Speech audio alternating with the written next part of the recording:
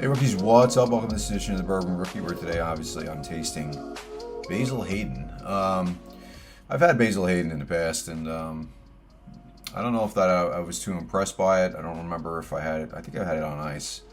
But I know a lot of people in my social circles love Basil Hayden, and obviously this is a Jim Beam product. It's got like a really cool story. I did an AI search for the mash bill, and they don't give you the mash bill on their website, but AI, you gotta love AI, put out a, it says here, a mash bill of 63% corn, 27% rye, 10% malted barley.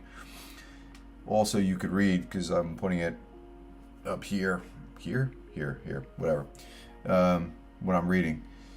It says it used to be an 8-year age statement, which I find odd because this is 80 proof. Not that you can't have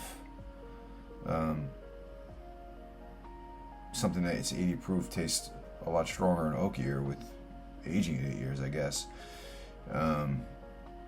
However, the website gives you a nice little write-up, and everything that's on the website is on the fancy schmancy bottle. Got aroma, you got taste, finish. Sounds interesting to me. It says the taste, sweet brown sugar, a touch of black pepper and dried fruit to round it out, and finish with fruit and all this stuff. Yummy, yummy.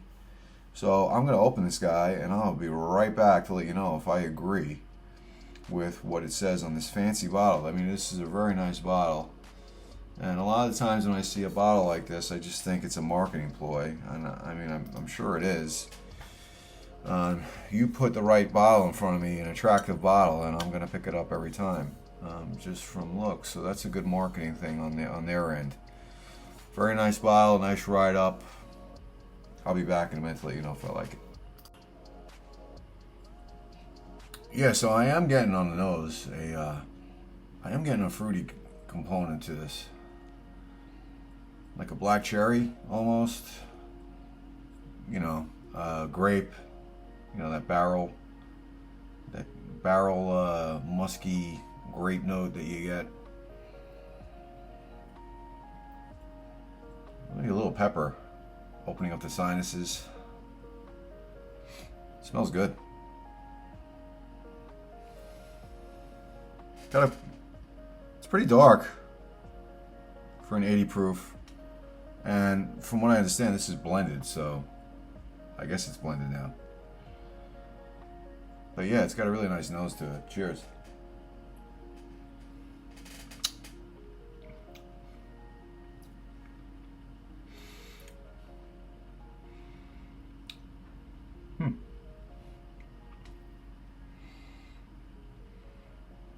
It's got some good flavor for an 80 proof.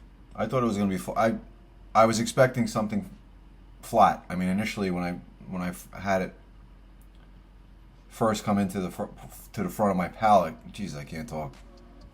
It seemed a little flat, but then it started to open up toward the rear of my palate.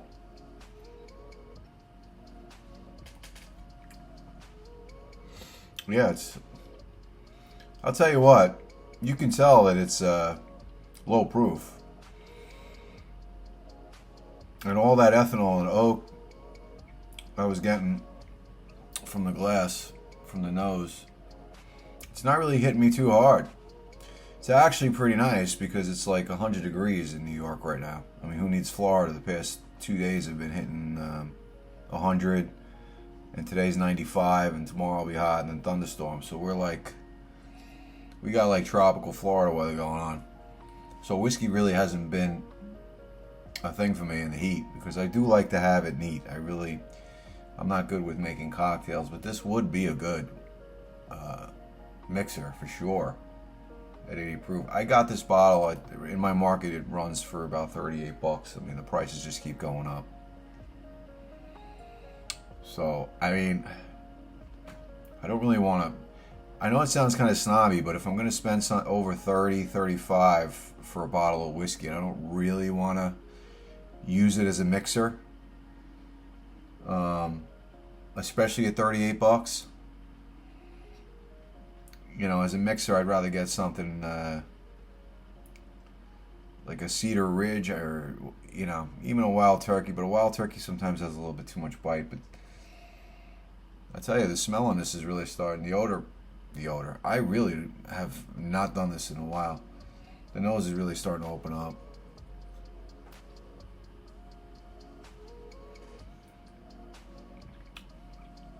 I'll tell you what, I'm pleasantly surprised. I mean, I don't know about fruit, but I'm getting like a nice subtle hint of caramel. I'm getting a little nice, little bit of spice on the palate. Very slight whiskey hug, so on a hot day like today, this is going down pretty smooth, pretty easy. And it's actually kind of delightful.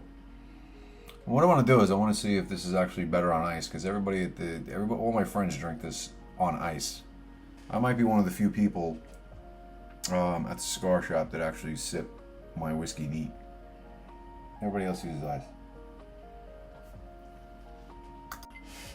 All right, so I just poured a little bit over ice. I just wanted to see if this opens up and takes the proof down a little bit. If the flavor improves or not improves, let's see.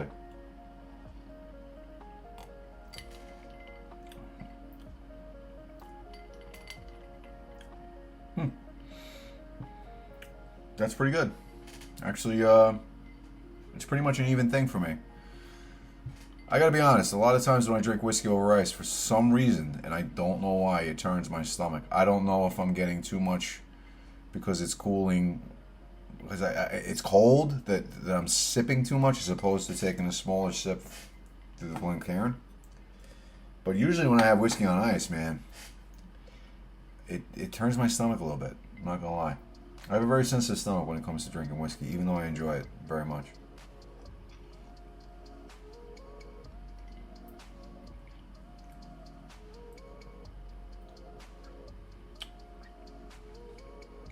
Very reminiscent of a Coca-Cola when I have it on ice. It almost tastes a little bit like Coke, like a soda.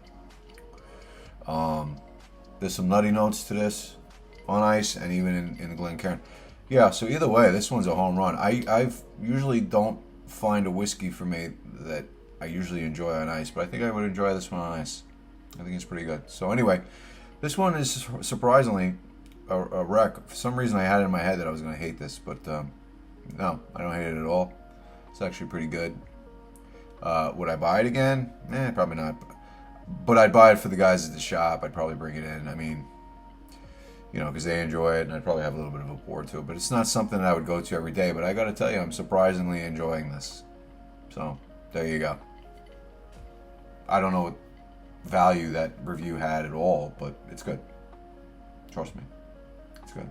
I just think that for 38 bucks, there are higher proof whiskeys you can get and better whiskeys that you can get. I tend to drink a lot of Wild Turkey, and depending upon your market, you get a Wild Turkey for, depending upon the size, they offer a variety of sizes and all that stuff.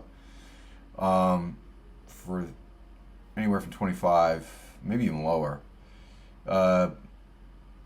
Even Old Forester. Old Forester has a 100 proof whiskey that's like $23, $24. So that's why I'm saying I wouldn't buy it again. However, if you brought this to a party, it's got name recognition. A lot of guys love it, and I can see why. It's actually pretty good. So that's the reason why I'm a little up and down the review, as opposed to just giving it a review on its own. But no, I'm pleasantly surprised by this. So anyway, guys, take care. We'll see you on the next review, if there is one over the next few months. I mean, I've been busy. Not that anybody cares. But anyway, take care.